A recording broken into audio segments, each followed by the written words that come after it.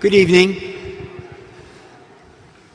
I'd like to welcome everyone here, students, faculty, staff, friends of City College, to our annual Mumford Lecture. This is our 9th Mumford Lecture. I'm George Rinaldi, Dean of the School of Architecture, and it gives me a great deal of pleasure to introduce to you this evening Dr. Lisa Cuoco, the 12th President of City College.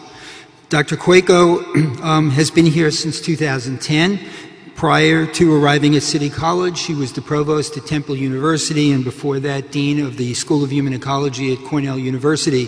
She's a highly accomplished researcher in cell biology, world-renowned, and has been an absolutely remarkable and astonishing force, continuing to evolve and change the City College life, our faculty, our students, and has already made a remarkable contribution to the health and well-being of City College.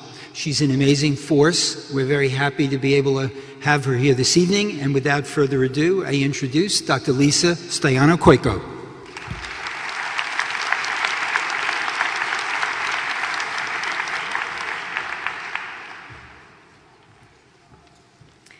Thanks so much, George. Oh, it's wonderful to see such a lovely crowd on a beautiful, beautiful spring evening.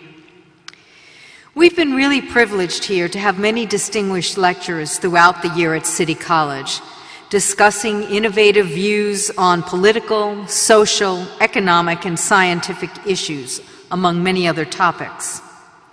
However, what we frequently do not do enough of is draw from the vast wealth of expertise and vision that we have among our own faculty right here at City. So I'm very pleased this evening we have the opportunity to hear from our own Professor of Political Science, Marshall Berman, who is presenting the 9th Annual Lewis Mumford Lecture on Urbanism. First, a few words about the lecture itself and its namesake.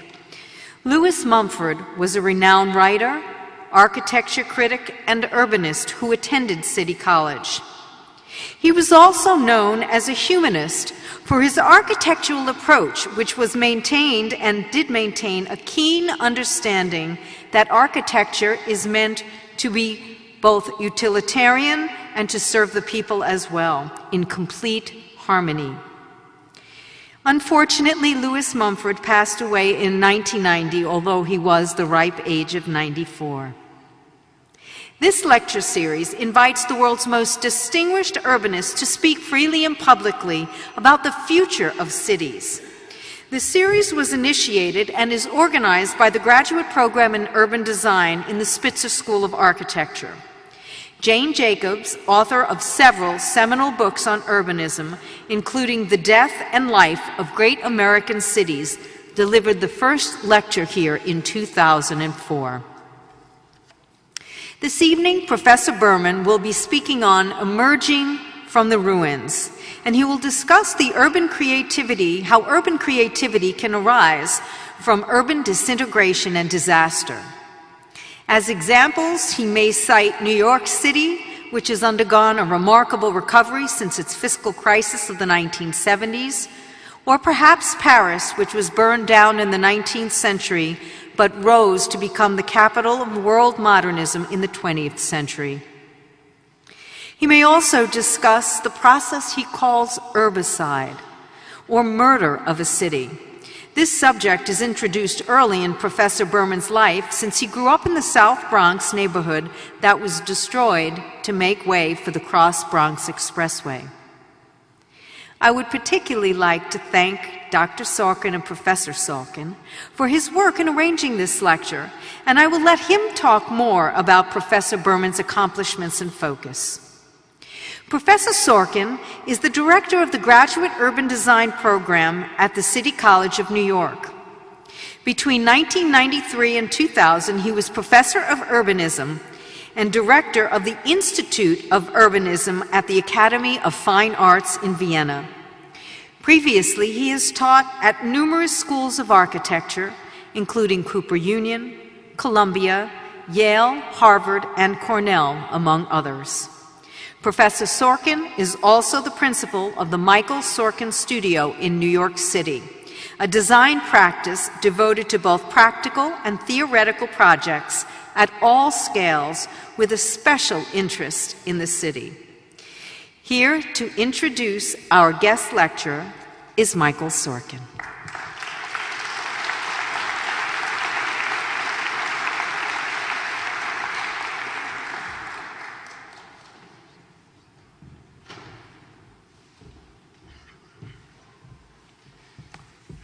It's both thrilling and depressing to be older than the president of the university. And I thank you for the Dr. Sorkin in the introduction. If only my mother could be here to... In the summer of 1987, I went to Brazil for the first time to give a talk at a big conference in Sao Paulo. Although the local papers covered the event, their cultural pages were dominated by another, the book tour of Marshall Berman, there to launch the Portuguese translation of his masterpiece, All That's Solid Melts into Air. I remember being amazed and full of admiration at the expansive ink being given to a literary event by the mass media, and Marshall's full-page face became very familiar.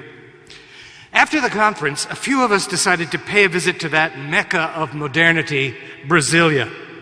As we stood at the front desk waiting to deposit our passports in the hotel safe, we noticed the name that preceded ours on the sign-in list, Marshall's. Sensing the ink was fresh, we turned and spotted him across the lobby and introduced ourselves. He was suffering one of modernity's characteristic crises. The airline had lost his luggage. Fortunately, Marshall was able to overcome the sartorial challenge. If anybody could look apt in a bedsheet toga, it's Marshall, the Socrates of Hamilton Heights. And he continued to the next station of his victory lap. In preparing this introduction, I couldn't find my battered copy of All That's Solid, and so I ordered another. This turned out to be a more recent edition, and it had a new preface that evoked, to my delight, that Brazilian trip. Brasilia had been Marshall's first stop, and he describes the place as the antithesis of the kind of urban form and culture he holds most dear, as a city in which a dogmatic idea of order obliterates the kinds of intimacy and slack that truly conduce public engagement. His trip turned into a conversation with Brasilia and the architect of many of its buildings, Oscar Niemeyer, in which Marshall argued, as he has so lucidly for so long, for a dialogic, not a deterministic vision of urban form and life, for a city of expansive opportunities and encounters. Marshall's great subject is the production of modern people and the contexts and conditions that offer them the powers and possibilities for finding and distinguishing their private and public destinies. For Marshall, the primal scene for this self-development is the city. And no one has been more loving or lucid in his depiction, criticism, and celebration of urbanity. This bright illumination of where modernity dwells is not limited to the physicality of the city, but embraces all the tools of consciousness from which cities are both constructed and understood. As an observer, theorist, critic, and lover, Marshall's analytical ambit is indeed grand, embracing with equal incisiveness, originality, and nuance the Grand Concourse, Grand Central, the Grand Inquisitor, and grand narratives. Marshall has famously written about his transformative youthful discovery of the young Marx, and has shown so many of us not simply the deep relevance of Marxian analysis for the city, but its fundamental humanity and connection to an indispensably ethical happiness. And he returns often to a phrase from Marx that is also his own credo and goad. The free development of each is the condition for the free development of all. In his remarkable writing, his wonderful teaching, and the sweet emanations of his great spirit, Marshall Berman leads us all towards this dream of freedom for the city and for ourselves. I am honored to invite our dear colleague, Marshall Berman, to give the Lewis Mumford Lecture.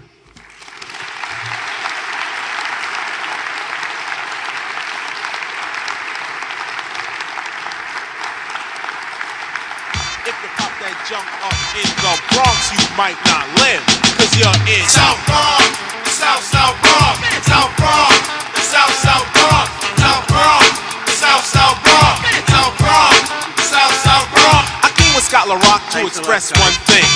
I am a teacher and others are kings. If that's a title they earn, well, it's well deserved. But without a crown, see, I still burn. You settle for a pebble, not a stone like a rebel. KRS-One is the holder of a boulder, money folder. You want a fresh style? Let me show you. Wow, that was quite an introduction.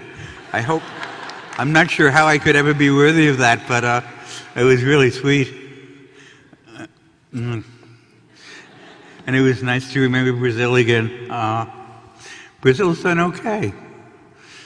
I told them, I mean, you know, we knew Lula would come through. Anyway,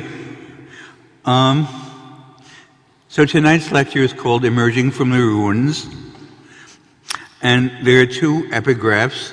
The first by the philosopher Hegel, from a book called The Phenomenology of the Spirit, 1807. And he says, "Spirit is a power only by looking the negative in the face and living with it. Living with it is the magic power that converts the negative into being." The magic power that converts the negative into being. The second epigraph is by Bruce Springsteen from a song called The Rising. And he says, we'll hear some of that. My city in ruins, my city is in ruins. Come on, rise up. Come on, rise up. Rise up. So, this evening we're going to do a little time travel. First, back to the 1950s, 60s, and 70s, and especially the South Bronx in the 1970s. Then, back to the Bible, back to the 6th century BC, back to the first destruction of Jerusalem and the start of its renewal.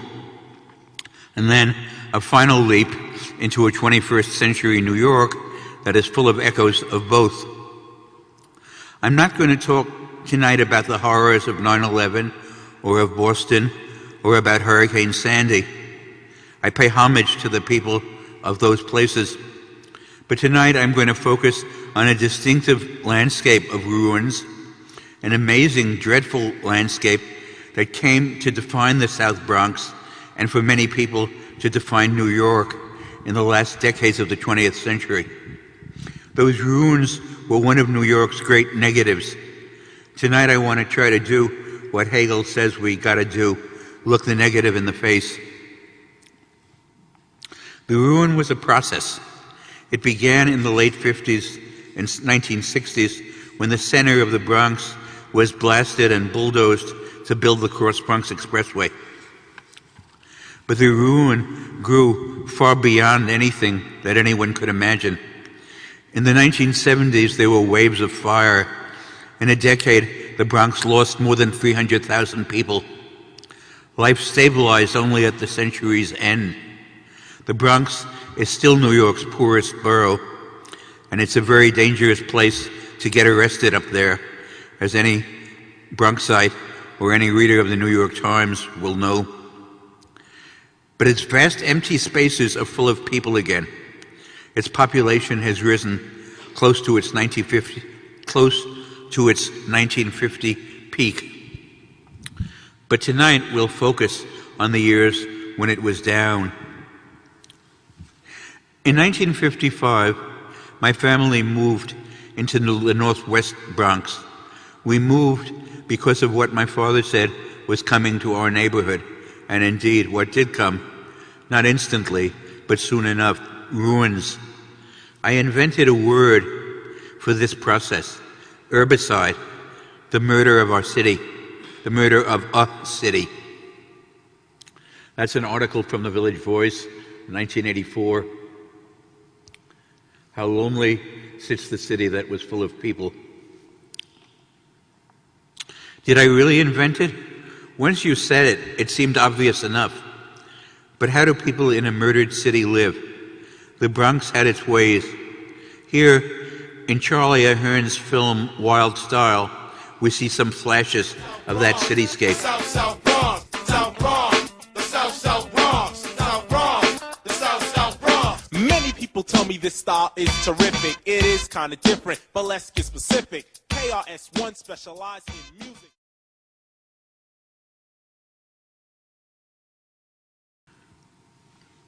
We had lived a couple of miles from Wild Style, near Claremont Park. In the early 1950s, we read that our neighborhood and many other working-class immigrant neighborhoods like it had been chosen for destruction. Sometime in the next few years, the papers said, the main paper that talked about this was the New York Post and the Bronx Home News. Hundreds of buildings would be torn down and thousands of people would be pushed out to build the Cross Bronx Expressway. Officials said the exact locations weren't yet known. They also said we should all be grateful because we were being told early so we would have plenty of time to get out. People more than a few years younger than me can't imagine a world without highways. Clover leaves are built in as much as anything stone or glass or green or neon. They don't know how many of the world's grandest highways were built directly through the most densely settled and populated places. That was one of the things I learned on my trip to Brazil.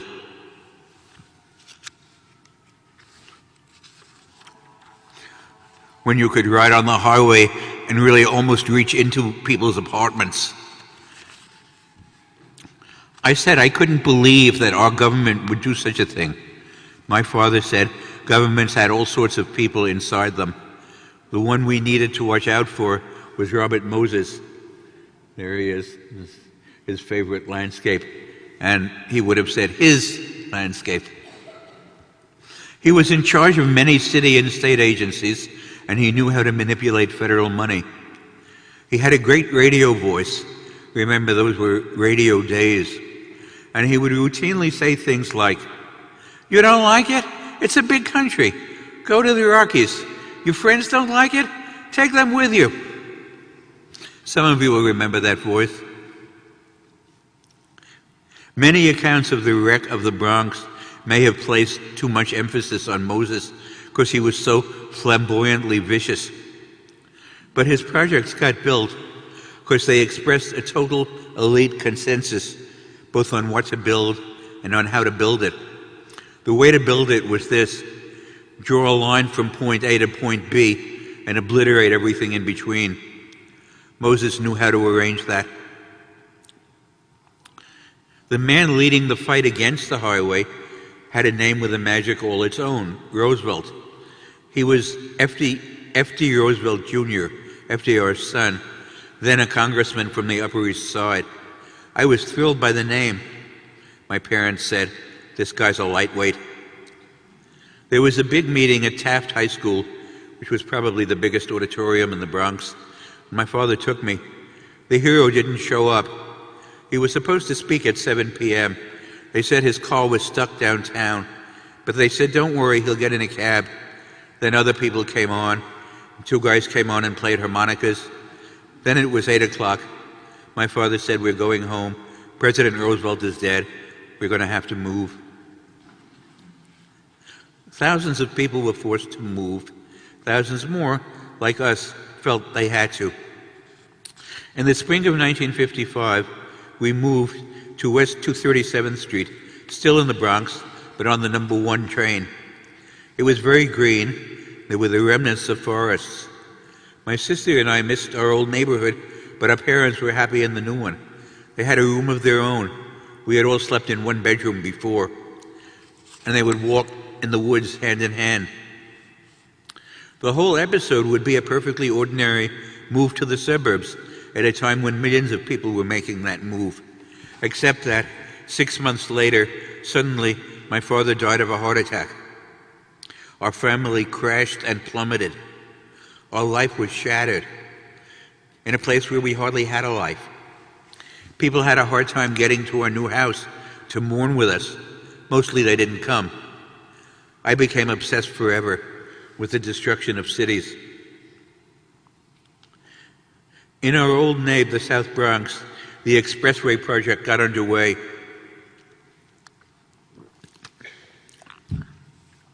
We had moved. I was going to Bronx High School of Science in the North Bronx and then to Columbia, but I kept going back. One big assembly point for construction was an overpass at the Grand Concourse and 174th Street. There was what was built as a West Pocket Park, but now a storage dump that offered a spectacular view. It attracted many of Robert Moses' victims. They were older than me, often involuntarily retired. Their places and their jobs no longer existed. That bastard, they said, we'll get him someday. Over the years, more and more of the road was blasted out with tremendous craters. For the first time in this very dense city, the South Bronx was New York at its densest. You could see for miles and miles, both east and west. Enormous equipment, steam shovels and bulldozers, huge trucks and rock drills and pipes, stuff we're used to today, but that seemed from another planet then, were spread out where the streets used to be. The view evoked the dazzling perspectives of Piranesi, which I just then was learning to see in my fine arts course. One of the project's ironies, it brought a new but real beauty into the Bronx, even as it tore the Bronx apart. This was only the first stage in the Bronx's ruins. It left thousands of people feeling like victims, sometimes depressed, sometimes enraged, but always more helpless than they had thought they were. There would be more people like them down the road.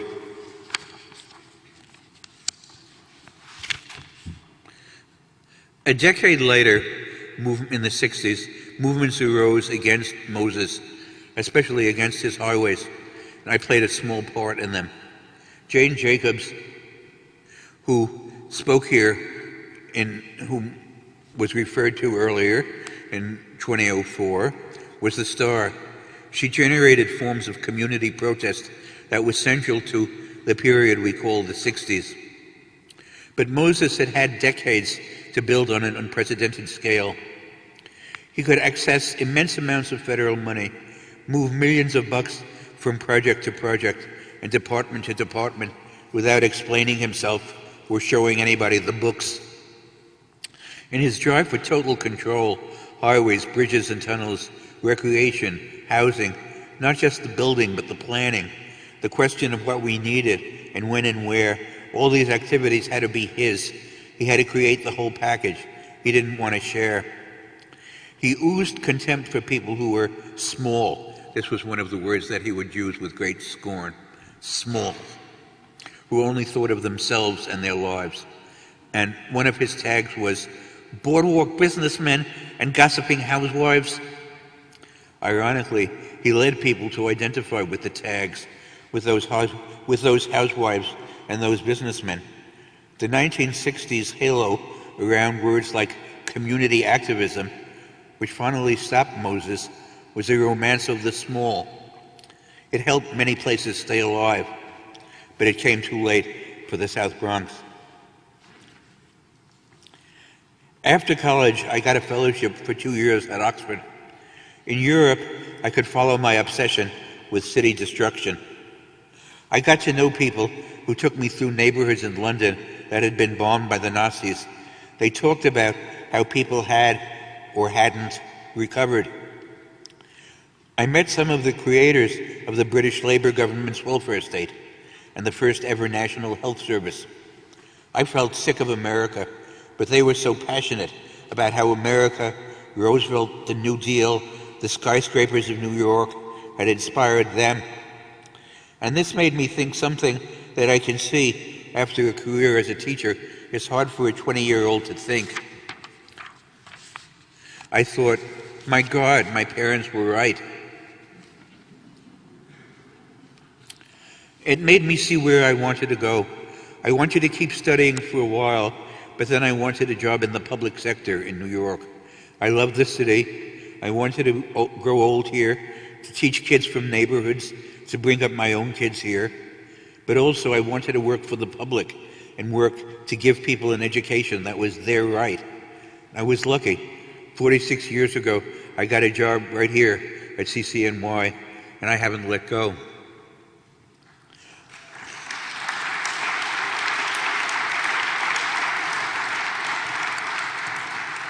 Oh, shucks. That wasn't in the plan, but thank you. I knew that New York and all American cities were going to need help. Lyndon Johnson is now most remembered for the Vietnam disaster. But in fighting for civil rights and for increased immigration, he was a real hero. This made all our cities more multicultural and more exciting. It's easy to appreciate today. But then, in the short run, there was no way it could do anything other than increase social conflict. Now, since the New Deal of the 1930s, the Democrats have given cities federal money. The Republicans have worked to undermine them. In the 1960s, it got more brutal. The GOP worked to pump up mass rage and hatred against cities and urban people. To fight it would have taken Johnson's greatest subtlety and deliberation. In the 1950s, he was celebrated as Master of the Senate, and he really had the stuff. But in the 60s, he got so caught up in the fog of war, he lost touch with his own vision. He danced with politicians who hated immigrants, hated minorities, hated cities. This helped the war, but destroyed the liberal coalition he needed to support his multicultural ideals. I admired Johnson more than most of my friends on the left did. I thought he was tragic.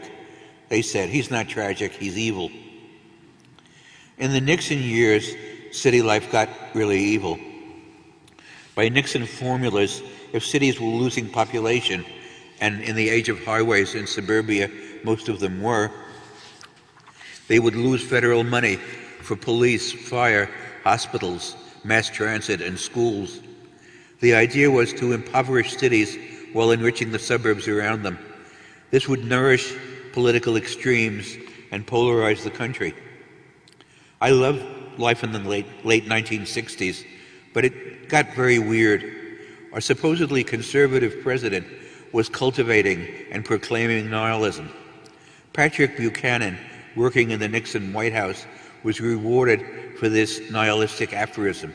He said, "If we tear the country in half, we can pick up the bigger half."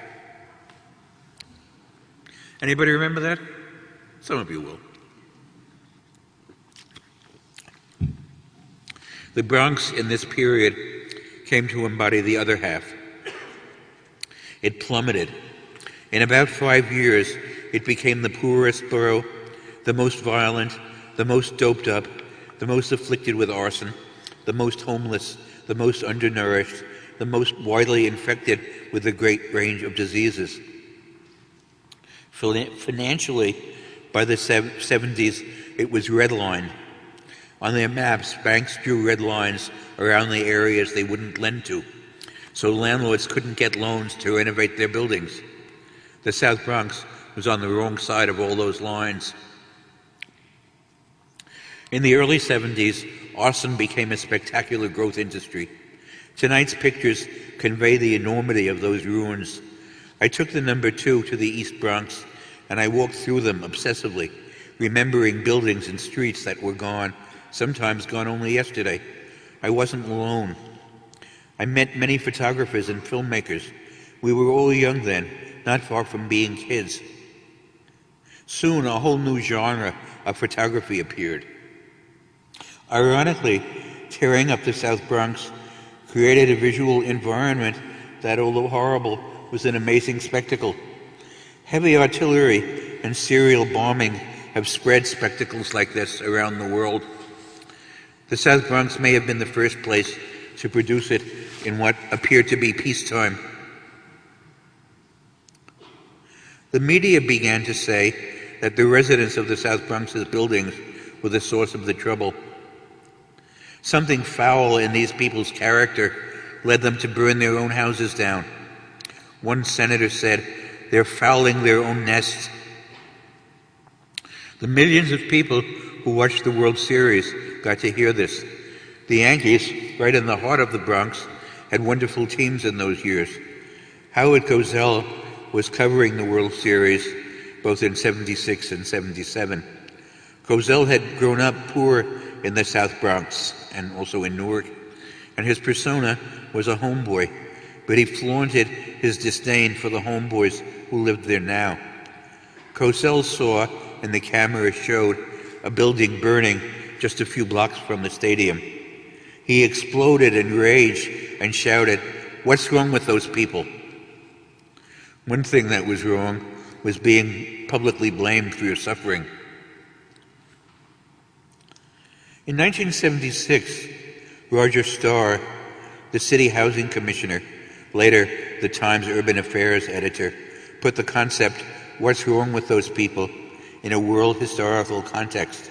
Starr, a lifelong New Yorker with a career something like Robert Moses, proposed a plan that he called planned shrinkage. He said, the city is divided into neighborhoods that were productive and others that were unproductive, a drag on the city's tax base. He said, we have to eliminate the unproductive. This means we have to stop rural Puerto Ricans and blacks from living in the city. And he thought the way to do it was to turn off the water, the electricity, the sanitation in their neighborhood, and to stop making repairs when systems break down. And by doing this, he said, we can drive the unproductive out. In the past, he said, peasants have come to the cities to become industrial workers. But now, industry is finished. It's our task to keep the Puerto Rican and black man a peasant. But we have to go even farther than that, and, he said, reverse the role of the city as a world historical force. So, mass suffering seemed to liberate this bureaucratic homeboy's love for ambitious planning. That year, New York was pressed close to bankruptcy. Congress passed a bill to give the city a loan that would keep it solvent. President Gerald Ford, Nixon's successor, eventually signed the bill, but first he said he was going to veto it. It didn't matter to him what happened to New York, and he believed New York's faith meant nothing to the people of America.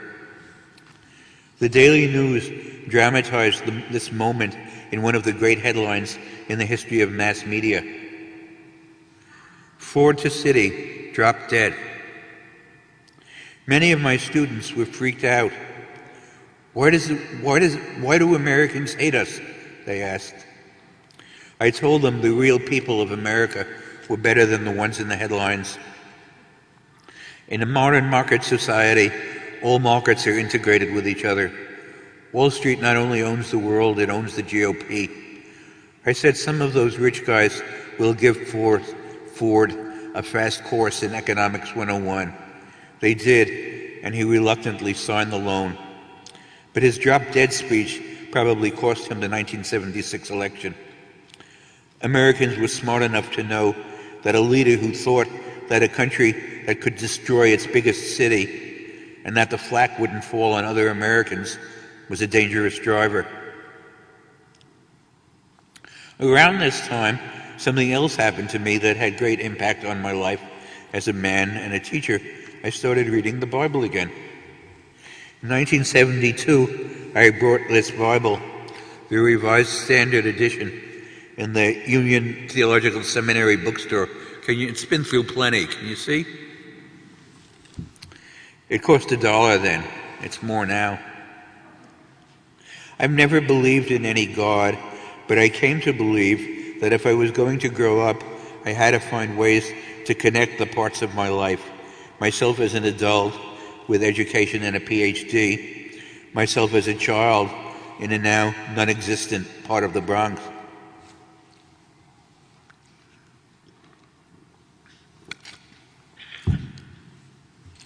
As a boy, I went to Hebrew school at the Young Israel of Claremont Parkway. Sometimes I would come home to supper with a day's story the Bible was the last thing we did in class. With the day's story still in my head, and he did it last because he said he didn't want us, he knew that we really liked the Bible, and he didn't want us to jump into it until he saw that we'd done all the other things we didn't like to do. So I'd tell this story, and then we would sit and argue. What did it mean? In our family, arguing about the Bible's meanings was itself a source of meaning. We loved the Bible, but we weren't believers. The prophets would call us ye of little faith. Much of my work as a writer over the last several decades has been about what it means to be modern. The last chapter of this book here, All That's Solid, is about the Cross Bronx Expressway. But reading the Bible, I realized there were important things that modernism has often left out. When I saw the Bronx in ruins, and I saw how modern life itself was so full of ruins, and the terror of ruins was still biblical. I didn't think the Bible had divine solutions to human problems, but I thought it was special in saying very clearly what the problems were. Modern rhetoric often talked as if mankind had transcended troubles that we really hadn't transcended at all, and that was still there for us to face. These stories still haunt me. Tonight's are about cities, biblical cities, Jerusalem, of course, but also the pagan cities that surrounded it. Tyre, Babylon, Damascus were seen as always vulnerable. Their existence was always tenuous. They could be great, but they're not solid. There were always potential ruins. Those destroyed cities may have looked a lot like the 1970s Bronx. Here's the Book of Lamentations from Jeremiah's time, the late 5th century BC, soon after the destruction of Jerusalem by Babylon. How lonely sits the city that was full of people. How like a widow she has become. She who was a princess among cities. She weeps bitterly in the night, tears on her cheeks. Among all her lovers, she has none to comfort her. The roads to Zion mourn, for none come to the appointed feasts. All her gates are desolate. Her foes become the head, her enemies prosper. All her people groan as they stretch for bread. They trade their treasures for strength. Is it nothing to you, all who pass by? This is Herbicide. From ancient times to today, the experience of seeing your city in ruins is one of the dreadful primal scenes. A great source of pain is the contrast of today with yesterday. How lonely sits the city that was full of people. The clashes of desolation and glory that are so vivid in the Bible felt close to home. In a country with a president who said the destruction of New York meant nothing, the question, is it nothing to you, all who pass by, was a question in current events. The early literature of Herbicide is a literature of ordeal. The ancient Jews, like the Greeks, traced Herbicide to their gods. But Jewish writers ask another question that's harder to find in Greek culture. Euripides' Trojan Women is an outstanding exception here. Were the gods right to do such a thing, or were they wrong? Some Jewish writers think God was right. The people are being punished, they were bad. If they suffer, they deserve it. Others think it's an outrage, a violation of the laws of decency by, it is said, the judge of all the earth. This is Abraham protesting against God's plan to destroy the cities of Sodom and Gomorrah. The prophet Amos discovers God planning to kill all the Jews. He confronts him and says, "But Israel is so small," and he seems to make God ashamed of himself. Job protests also, but God seems to blow him away. The prophets indict God, but they also indict the Jews, their own people. Not only did they worship pagan gods, remember that golden idol, They all run after money, honors, pleasure, success. They stain their hands with the people's blood. The rich lay house to house, field to field, so there's no place left for the poor.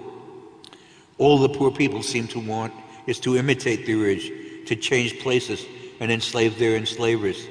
People of every rank, from high to low, oppress and ruin. They forget their covenants, not just with God, but with each other. This is the beginning of social criticism and one of the beginnings of democratic thought. Most ancient literature on democracy comes from ancient Athens, but the Bible is also a primary source. The prophets horrify us with visions of destroyed cities, but then they rain magical poetry down on us and make us feel we can change the world. Every Yom Kippur, the Jewish Day of Atonement, they read a song by 2nd Isaiah. He is singing to the Jews in Babylon who feel spiritually imprisoned, and yet economically they're doing well. But he says they can do morally better. Liberate the captives, open the prisons, share your clothes with people who lack them, pour yourself out for the hungry, satisfy the desire of the afflicted. Acts of empathy will bind people together and give them the collective power to rebuild their ruins, to raise the foundations of many generations. Till the 1970s, I never noticed the urban ending of this song, and you will be called the restorer of streets to dwell in. In the early 70s, the demos of the Bronx started to find voices. One voice was the explosion of graffiti on the subways. I loved it. These are pretty good pictures. The kids who made it were thrown into a public transit system that was far more broken down than today's. They told the world, we are not helpless. We can make this world colorful, exuberant, exciting. I spoke earlier of a post-60s romance of the small.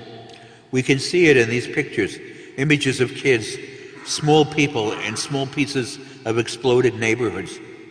Lovers of graffiti have to admit we love it partly because we love children. We feel their work has a sweetness and innocence. Anyone who's been a teacher knows this romance, and knows that romance makes us suckers, but still believes it fills the world up with real life and energy. I had been a kid in the South Bronx, and I felt knocked out of the box. In the culture of the 70s, I felt Bronx kids were putting themselves back in the ball game. I was thrilled. I took my mother to the 149th Street subway stop, near where we had lived, with a good view of the trains. She was a very reserved woman, but she said, "It's a rainbow in a place where who would expect one?" Another voice was the musical and poetic language of rap. On the subway platform at Columbus Circle one day in the early 70s, I heard it for the first time. Excuse me. A kid of high school age with a recorded drum track on two small machines about this size, with two small speakers in the background, was shouting the story of his life. I gave him $1. The South Bronx was an early center for rap. Old school, my oldest son Eli tells me. I felt that seeing the burning and reading the Bible made me more receptive to it. It was really not my kind of music. How could you get through a day without melody, I thought. But the massive runes, the melodic sacrifice, the no-nonsense dead seriousness made it real for me. More people started doing it. The background music got more melodic and was defined by what they called samples from earlier records. Some of the best numbers now were dialogues between the present and the past, between kids and their parents. It was exciting cultural production coming straight out of neighborhoods that were condemned as unproductive. When I came to CCNY, our college had a beautiful South Campus, the old 19th century convent of Convent Avenue, the home of liberal arts. Where did it go? At the end of the 1970s, CCNY tore it down.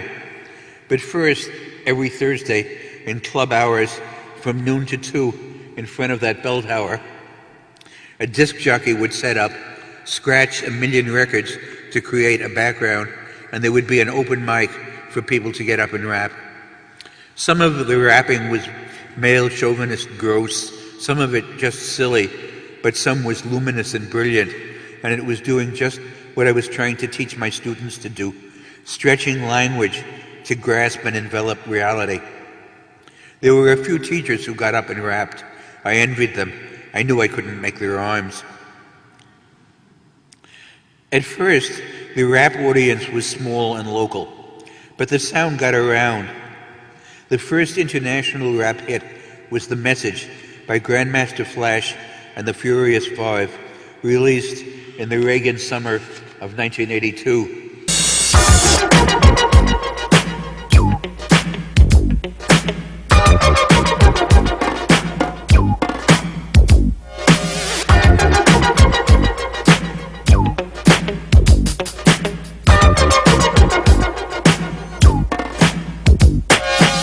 It's like a jungle sometimes, it makes me wonder how I keep from going under. It's like a jungle sometimes, it makes me wonder how I keep from going under.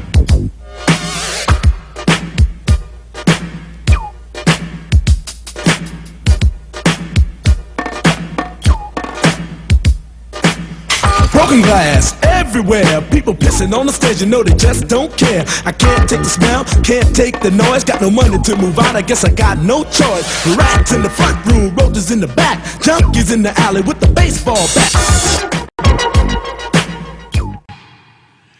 Could we see the cover again from The Message? Yeah, okay. This is the group on a street in the South Bronx, a street that might have been crushingly crowded yesterday, but has been emptied out almost instantly today. There were many streets like this. It had happened to my old block on College Avenue. But the rappers inject a new note the guy messing with the traffic light. That's Millie Mel, who tells us that story. He shouts at a handsome dead boy. He says, "How could you have been so dumb? You lived so fast and died so young." He sees the self-destructive idiocy of his homies, but also their human dignity. Like Howard Cosell, he asks what's wrong with them, but he doesn't settle for easy answers, not even the answer that they're victims, although he makes it clear that they are. Sounds of the concrete jungle erupt, sirens, everybody ordered to freeze. But even here, in the Bronx, as in the Bible, surprising things can happen. There's a quatrain late in the rap. They pushed a girl in front of a train, took her to a doctor, sewed her arm on again, stabbed a man right through the heart, gave him a transplant and a brand new start. Some people are maimed by violence, yet they get help and live. The Message became an instant classic, a breakthrough for the whole genre. Suddenly there were people everywhere who want to listen to New York's raps and to create their own. So what's the message? That social disintegration and existential desperation can be sources of life and creative energy. A generation of kids broke out of the poverty and ghetto isolation and became sophisticated New Yorkers. Some of them got to a place where they could imagine not only freedom for themselves, but freedom for everybody. For the girl pushed in front of the train, for the man stabbed through the heart. Not only had their suffering not destroyed their idealism, in some mysterious way it had created idealism. They could tell the world, we come from ruins, but we're not ruined. Their capacity for soul-making in the midst of horror gave the city a new aura, a new tincture of bright lights. They succeeded in the task Hegel defined 200 years ago. If we can look the negative in the face and live with it, we can achieve a magical power, and could convert that negative into being.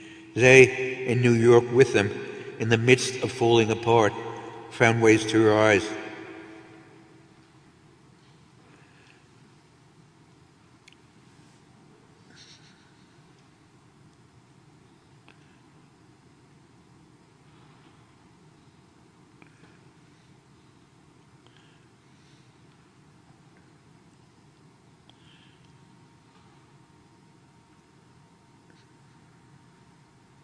That's a series of pictures by Camille Vergara of the East Bronx.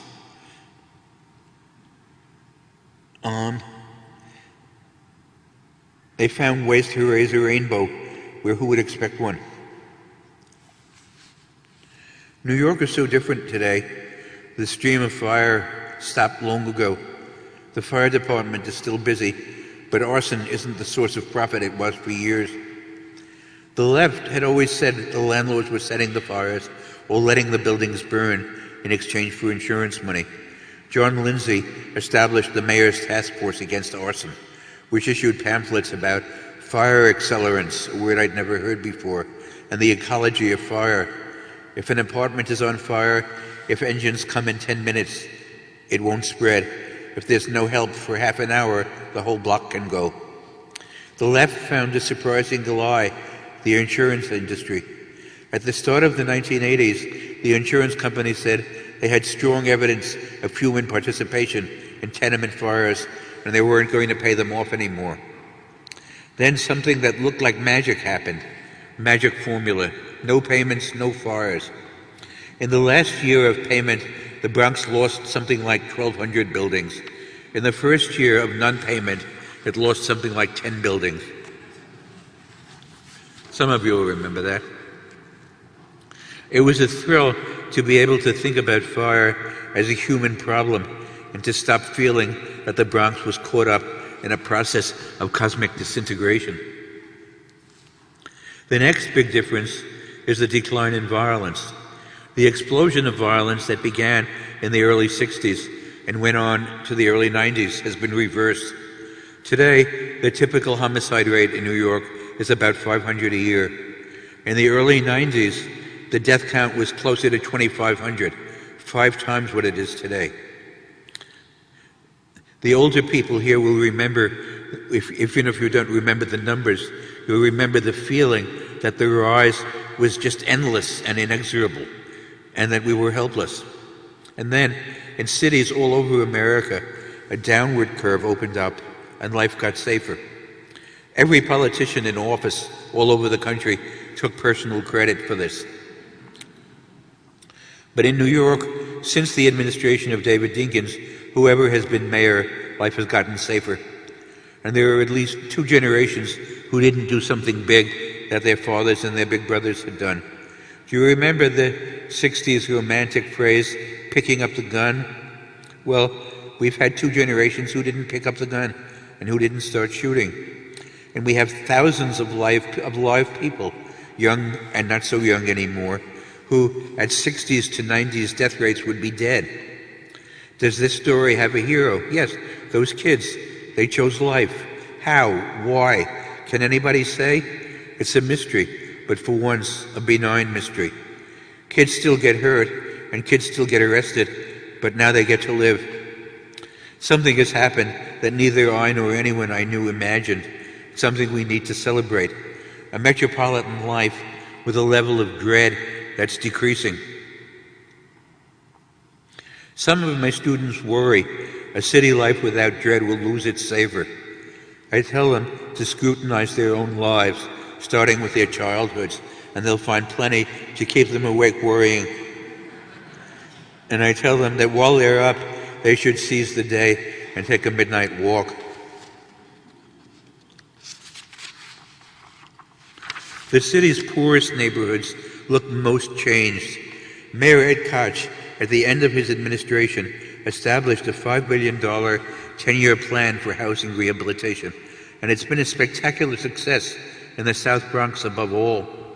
We saw those silver houses, remember, at the end of that photography series. After Koch left office, His beliefs moved so far to the right that when people praised all he had done for the Bronx, he seemed embarrassed. He was a vain man, yet he avoided taking credit for his most heroic achievements. He used state power and accumulated massive capital to help poor people and to show the world that the New Deal still lives. Koch deserves another gold star, coming especially from us. Plenty of authorities were telling him the fiscal crisis made it imperative to privatize the city university out of existence. He said no and supported our basic structure, so we're still here.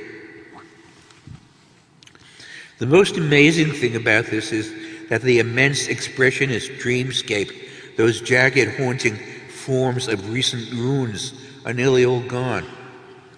I love the Bronx Zoo, but for years I stayed away from it because I couldn't bear to ride the number 2L through the ruins. But finally I bit the bullet. It was 2005. My younger son Danny's class at PS 75 was making a trip to the zoo. They desperately needed parents. I wasn't teaching that spring day. How could I say no? As the train entered the Bronx and came outdoors, remember the tours outdoors in Brooklyn and then underground in Manhattan and outdoors again in the Bronx? I prepared for the worst. The kids would be sitting down and they would miss it, and they probably didn't know anyway, and they weren't going to hear it from me. I stood up, I craned my neck, and the ruins were gone. In their place were ordinary buildings, parked cars, kids on bikes, trucks unloading, old people on beach chairs, the whole schmear of modern city life. I said to the teachers on the train, "Look, it looks like an ordinary city." And they said, "Well, isn't the Bronx an ordinary city?" And I realized they were young. They were still in their 20s. When the Bronx was burning, they weren't even born. Now, it looked like nothing much, and yet a miracle. To move from the apocalyptic to the ordinary in just a few years demands a great leap. It is not only materially, but spiritually, a tremendous achievement. Have we transcended anything? Yes, I think we've transcended a little. In the 1980s, after New York was back in the credit market, and after hip-hop was changing the world, there was a tremendous cultural climate change. Years of media abuse were over, and a large part of the world seemed to want to come here. Neighborhoods that had emptied in the 1970s filled up fast. New York is the most integrated and multicultural place in America, full of lively public space, a street life open for 24 hours, and a subway that runs all night, where people are visible and you can interact with the whole world. And it's safe, safer than ever in my lifetime to go out. Americans had evolved. They were more open to what we had lived through and what we were living through. They could find us hot. It was nice to be loved for real reasons. That was good news. It came through in a memorable song, an anthem by a classic rapper, Jay-Z, Empire State of Mind. Yeah, I'm out at Brooklyn. Now I'm down in Tribeca, right next to De Niro. But I'll be hood forever. I'm the new Sinatra. And since I made it here, I can make it anywhere. Yeah, they love me everywhere. I used to cop in Harlem. All of my Dominicanos right there up on Broadway. Pulled me back to that McDonald's. Took it to my stash spot, 560 State Street. Catch me in the kitchen like a Simmons whipping pastry. Tell by my attitude that I'm most definitely from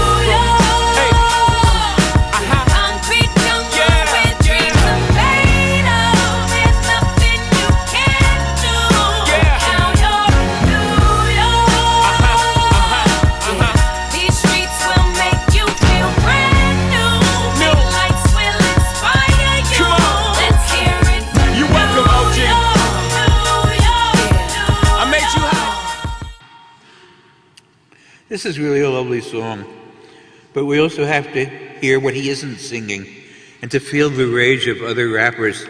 Homeboy Sandman may be the most recent, that what used to be a language of gritty realism has morphed into a jargon of social complacency. Can rap be saved from misincarnation? Many of us hope so. The other bad news is something we have to call the price of love. Because the whole world wants to be in New York has become too expensive to be in. Neighborhoods where many people can remember the ruins have accelerated from fire sale abandonment to well-earned authenticity to gentrification in what feels like 10 minutes. People who worked through dark years fall victim to their success. They see their neighborhoods in the Times real estate section and they feel both pride and dread. They say what my father had to say, we're going to have to move. A new history, but an old tragedy.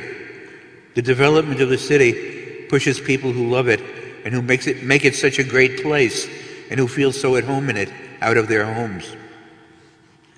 If I were my students' age, like them, high on brains, ambition, and energy, but low on capital, could I come to New York? Well, yes and no. I probably couldn't afford any Manhattan neighborhood at market prices. But the kids priced out of Manhattan have learned to explore the city as a whole with a zeal and energy and imagination that my generation, obsessed with Manhattan alone, never even dreamed of.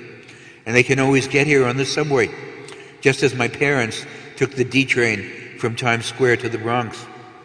My younger son Danny told me last year, Bushwick is hot. The kids have created a really greater New York, a lot fuller than ours. Their urban horizon is wider. There's so much more there. They're making the city move and evolve. I began tonight talking about the destruction of cities. Now we moved into an empire state of mind. So I'll end with one of the earliest talks about a state of mind, about King Solomon and his Jerusalem. This story is basically told in the first book of Kings. Here, wave that Bible again. Chapters 4 to 11. And it's told in a fascinating voice that's important in the history of narratology. Some of you know what narratology is, right? Study of narration. The voice of a narrator who feels in awe of Solomon, yet also is scandalized by him. The dualism of this voice, surprising in the Bible, prefigures the dualistic voice of Nick Carraway, which I was just teaching this morning, telling the life of the great Gatsby to the world. Here again, the biblical and the modern converge. Solomon, the first known Jewish intellectual, is famous for what the Bible calls his largeness of mind. He lectures on the nature of planets, plants, birds and beasts, creatures of the fields. He creates hundreds of proverbs and songs. He attracts a new kind of audience for both his songs and his ideas. Many of his ideas are about the city. He works to create a city that'll be both multicultural and cosmopolitan. He wants the Jews to be at home there by learning to enlarge themselves. His city fills up with diverse people, and those people are meant to interact with each other. The Bible underlines the sexuality of his vision. He loves many women, and especially he loves many foreign women. He marries some, he takes others as girlfriends, and insists on bringing them all, along with their entourages and dressers and guards, into Jerusalem. He enters an intimate alliance with the glamorous Queen of Sheba. He answers all her questions and fathers her child. He gets close to Israel's ex-enemy, Egypt, makes many deals with the Pharaoh, and marries his daughter. He grasps the way that sexual feeling can be a cosmopolitan force. Solomon's largeness of mind connects him with King Hiram of Lebanon. They create a labor army where thousands of Jews go to Tyre every year to learn construction skills, and thousands of Lebanese come to Jerusalem. In the new city, Jews and foreigners are at ease with each other. The Jews have traveled and been around. There are foreign men with construction skills, sexy foreign women, enormous building projects, and abundance of guards. The king builds a great and gorgeous temple for Yahweh with cedars from Lebanon, but he also builds temples for those women. The storyline of Kings is overcrowded. It's hard to keep track. The narrator complains, there's so much going on. Solomon can't love God. This is a crucial word, wholeheartedly. The New Jerusalem opens up a whole new layer of human problems. We're in a fluid world full of lush possibilities. Religions, jobs, marriages, all forms of life feel like open questions. In this atmosphere, can anybody be wholehearted about anything? Cosmopolitan culture, when it thrives, is scary. But it's also thrilling, and the people love it. The Bible says, Judah and Israel prospered, as many as the sand on the sea. They ate and drank and were happy. The Bible takes place in an age of monarchy. Happiness depends on the ruler. If his successors are petty crooks, as Solomon's are, the whole country falls apart. Modern times are different in our feeling for democracy, our prejudice in its favor, our belief that democracy is a source of collective strength. Some of this is prefigured in the Bible. Here is Jeremiah on what he calls the New Covenant. God says, I'll put my law within them and write it on their hearts. This is a new course for God to promote the people. But it can't happen unless the people understand it, unless they know they've been promoted, unless they know they're political subjects now. Education is one of the prime ways to show them. See this grand building, this terrific room? Isn't it something? It's all built from the bedrock that they dug up when they dug the New York subways. CCNY is here so people can come up, so they can grow up smart as well as handsome, so they can learn to make new covenants and do new things. We're here for them, but also for our whole cosmopolitan city. We want their learning to be collective learning. Our students have a right to this, but really, our whole city has the right to it. It has the right whether it knows it or not. It has the right whether it wants it or not. New York has a tradition of great dreams. Its herbicidal ruins felt like a cosmic mockery of all of them. And yet, our city of ruins turned into a place where people coming from everywhere could work together.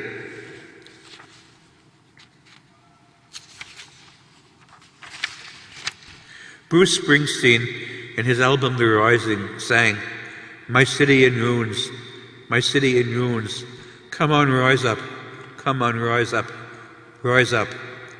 To imagine this itself is a way of rising. Cities can be places where people will have the spirit and power to look, to meet, to talk, listen, share, to be there with each other. My city of ruins, my city of ruins.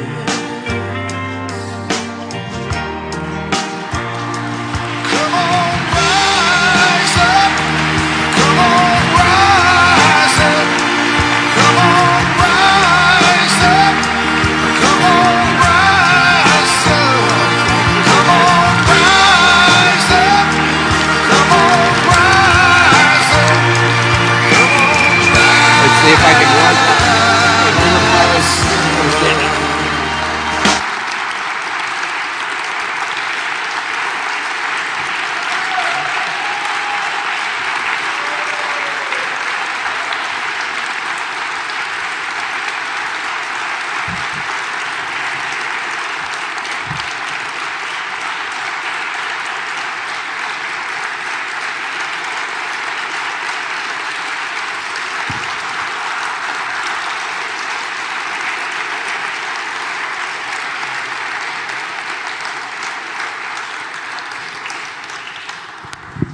Well, I hope some of you folks will have things to ask or things to tell, things to say about that.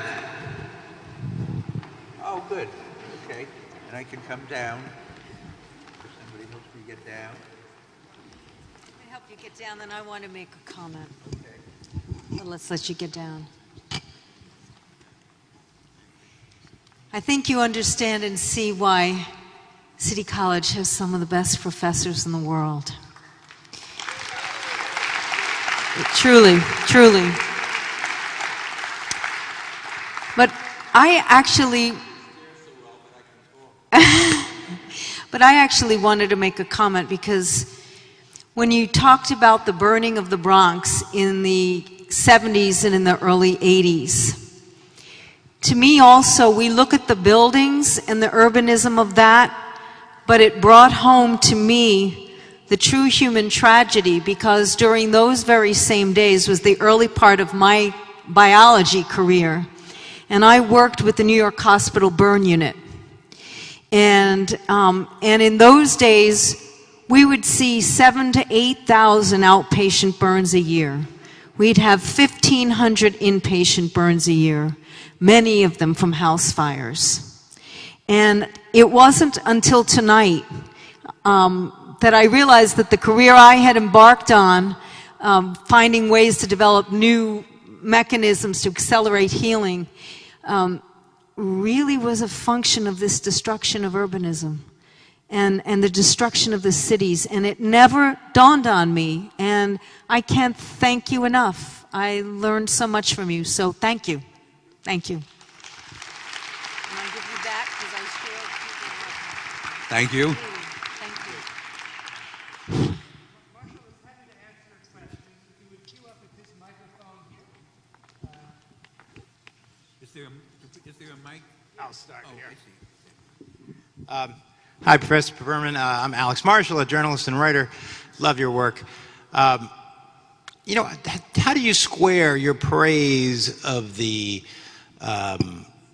graffiti on the subway trains, the beautiful colors, with the other point of view, which I share, which is that encouraging graffiti is encouraging lawlessness. It's just not appropriate, and it's encouraging basically a destruction of the city that you condemn. That there needs to be a place and time to draw. There is no, yeah. How do you, any response there? I don't know. It seems to me if you look at least some of those pictures, those graffiti are lovely and really added beauty to the city. Now, how do you sort out the mix of beauty and ugliness? But if you remember, the trains of 1970 were so much more broken down than the trains of today. And it can really make you appreciate how the MTA has grown and changed. And I mean, they were also making a comment, they were adding color to something that was so colorless, that was so grim. So it was a different moment from today, and they were saying something that without them nobody would have said. The trains would have just seemed gray and ashen. They would have just seemed like more imprisonment, which in fact they did seem like. Those were the trains in which the air conditioners didn't work, but they were tremendous air conditioners that made enormous loud sounds all through the summer, so you couldn't have a conversation. Remember those? Remember? Okay. And that was before they put rubber on the wheels. So part of being in the subway was it was too loud to have a conversation. If you were talking to someone and you went into the subways, you had to shut up while the train was moving, and then you could talk in the minute while it was stopped. And you had to remember what the person had said so you could pick up on the next stop. Do you remember like that? It was a little bit like if you were with somebody and you had a baby and the other person had a baby. And you know you had to stop every couple of minutes to take care of the kids. And if you were lucky, you would have just brief intervals. And that was all you got. And then actually when they started, the irony of those dead trains was also the irony of the deindustrialization of America. The last gasp of the Pullman Company, which was one of America's great corporations in the late 19th century, was the St. Louis Car Company. It was the sole manufacturer of subway trains in America in this period. And I think what happened, and I used to remember it in more detail, was that there was a law that we had to buy American. And then I think Congress took that off the books so that we began to buy subways from the Bombardier Corporation, which is a both French and Canadian corporation. And suddenly, and I remember the day, in fact, I was going on the number 1 from 96th Street up to City College. I don't remember with whom, but with somebody. And as soon as the car started, I said, shh, we can't talk now. But then suddenly you could. And it was amazing. But, I mean, ironically, it was the industrialization only by outsourcing that our own industry couldn't sustain us here. But in any case, the graffitists didn't mess up the new cars. They messed up the old and dreadful ones. And the subway art books and the photos that I showed, and many that I didn't get to show, will verify that. So I mean, I don't think it's to say that everything that anybody put on a train was beautiful would be just silly, but to say that none of this material was beautiful and that none of it added anything to the city, it would be like being my mother and saying there's no rainbow here. But she, who did not feel very sympathetic to the graffitists, yet was able to see that it was a rainbow where you wouldn't expect to find one. And I think part of being an urban person is having that sense of complexity and being able to see that it has different meanings and different possibilities. And this is what I tried to do here.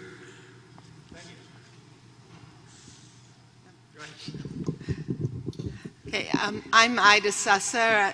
I've been an ethnographer of New York City, and I want to say that your book, All That's Solid, has been an inspiration to me, and also this talk just was wonderful. And I also, though, want to ask you a question, because you came up with a really important, positive record about Koch and, saving the public universities, and, or at least stopping some kind of, increase of privatization. And I wonder, and I agree with you about Red Hook and Bushwick and the new cultural inspiration from the youth and the artists and the theater people pushed out. However, I wonder if you think that Bloomberg's $1 billion a year of our taxes going to subsidies for the high rises and, along, what can we see as the positive next step in the next election, and what would be your vision from here? I don't know. I think it's important. I mean, I think it's good that Bloomberg. I'm glad that he's been very good at selling Manhattan, but you have to notice the rest of the city, and I think the idea of Manhattan being a center makes sense. Though I also think that many of the middle-aged people here who were lucky enough to live in Manhattan and who were able to get into it, I got into it in the brief period of white flight, 1965, could never have afforded it before or after. So I feel like there's something. My landlord said, "I lose money on you every single day." She said, "Do you think I don't write it down?" I should have more feeling for her.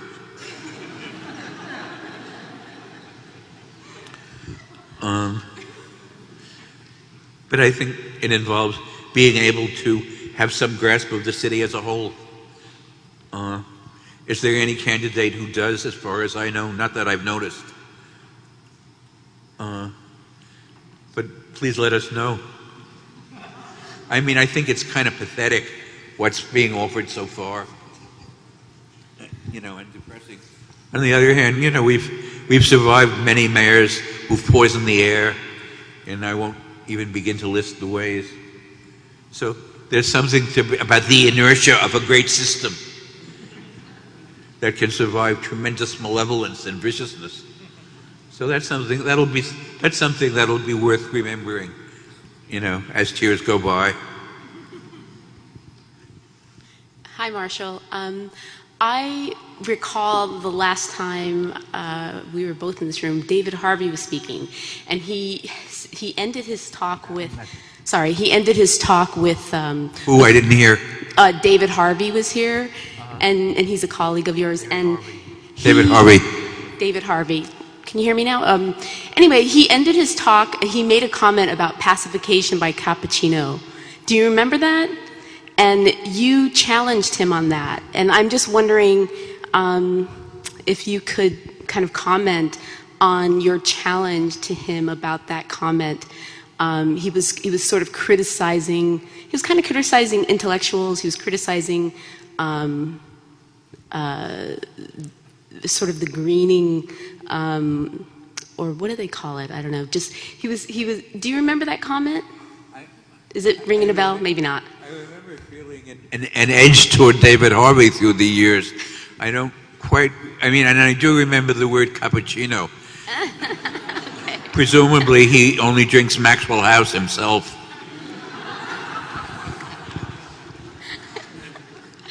Maybe you can speak to some But of I think one of the problems, I guess David is some sort of Marxist and so am I, and a different sort, I think. And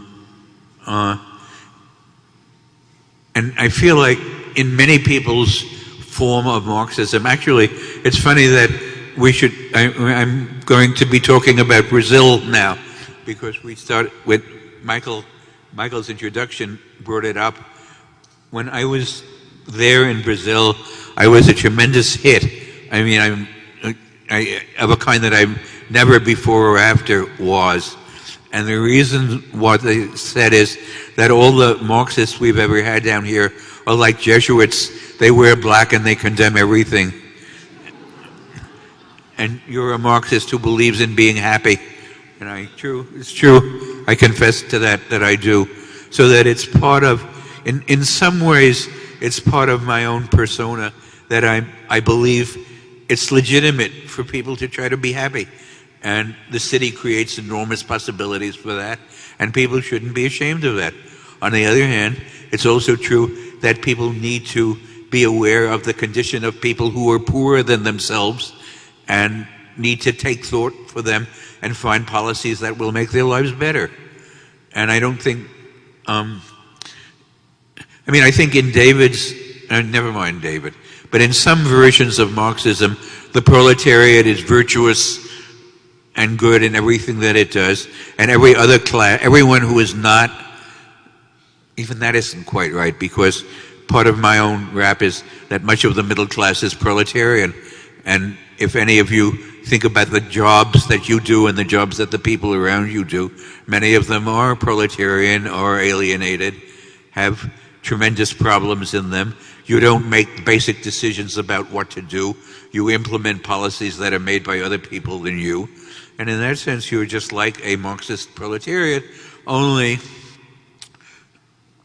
and this is a problem in Marxism too, a proletariat that very rarely grasps its unity and often spends its energies fighting each other rather than capital. That's a problem. Even, I think David Harvey would agree that that's a problem. Oh, thank you. Thank you, Marshall, for a wonderful tour and a very happy tour based on your life and from the ruins of the Bronx, which I feel are overly romanticized, but that's okay. Romanticization is a wonderful thing, and I appreciated the story. And the tour of your life has taken you to the New York of the last 60 years, which is really a very happy story, the way you picture it. Yeah. And now that we're both here, and some of us won't be here that much longer, I'd like to know your sense of a vision of the future, if you have one that you'd like to talk about, and of the city that you so beautifully described, with such great love and feeling that I was deeply moved by it. I didn't want to be moved by it because I know a lot about the ugliness of the city and what it represented for many of us. But what you described so beautifully, and now that we got here, a few words, please, about where we're going.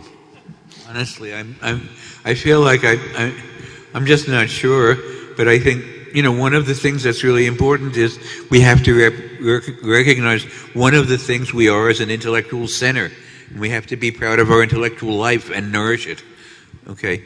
Now this is tricky because one of the ways in which it's being nourished now, and I have to figure out how to say this without sounding like a boor, is getting enormous appropriations of money for science. And I'm not against science. I think it's great.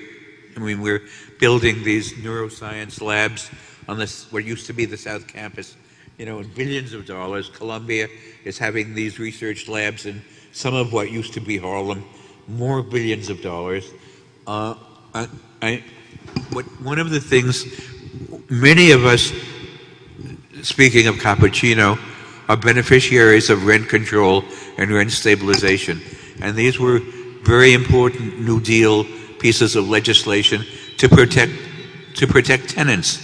And it's really important to do that and keep people from getting, people who nourish the city and are the city, from getting kicked out by the next stage of real estate development. So one thing that has to happen is that.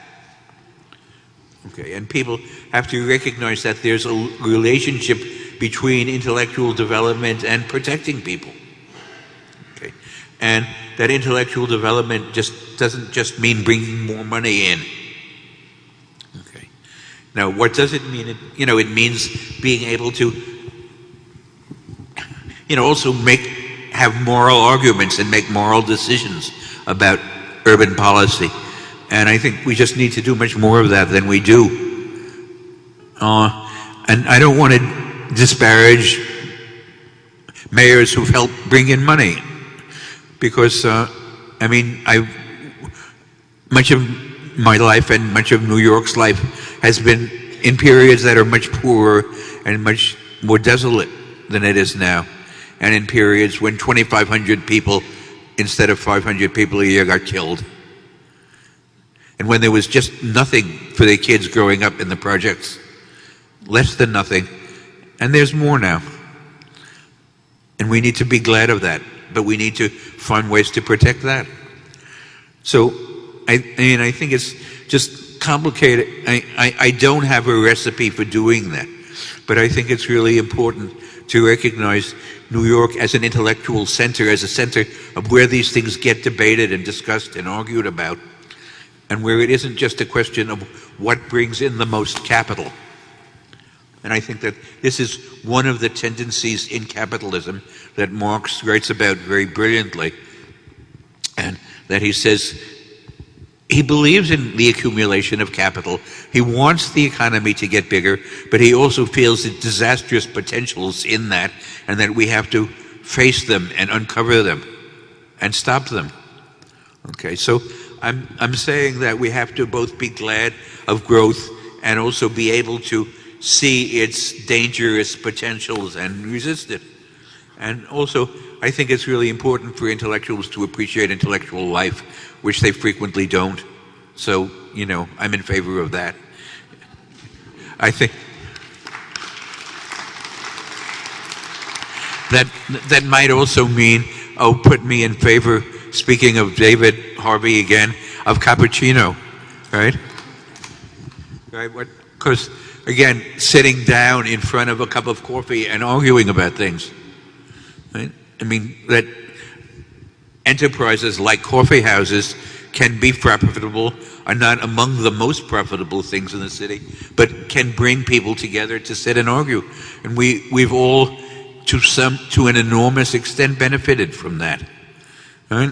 And sometimes I feel dreadful to see the places that we grew up in that mean so much to us close and are replaced by much classier places.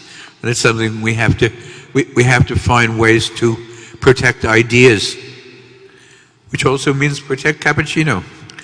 Protect people sitting together and talking. That's one of the central things that cities are about, or standing together. Except as you get into your 70s, standing isn't so easy, right? Hi, well, I'm still standing as another happy Marxist from the Bronx who has had many cappuccinos with David Harvey, to out him as a cappuccino drinker. I wanted to say, ask you about the criminalization and stop and frisk in the South Bronx now. A lot of our colleagues and students in the Public Science Project at the Graduate Center are working with the Morris Justice Project. This was one of the reasons I was saying, how much better the Bronx is, but don't get arrested there. And the price of the new formation, I know you know this, but just to speak a bit about that, the price of... I don't think the stop and frisk policy has done much to improve public safety or really anything. I mean, it's helped to the extent that the police always deny that there are internal quotas of arrests that people have to make, but I think they certainly help satisfy those quotas and arrest a bunch of mostly kids who aren't doing much of anything. I think there probably are a few people who are doing something serious, but I think the stop and frisk so overwhelm the arrest quota and also keep people in prison long after anything that they might have done and keep them from coming to trial. And I mean, the Times documents this, much more elaborately than I could. So I assume that the audience for the New York Times is fairly, I don't have to tell you what's on page 1, but that's what's on page 1. Yes?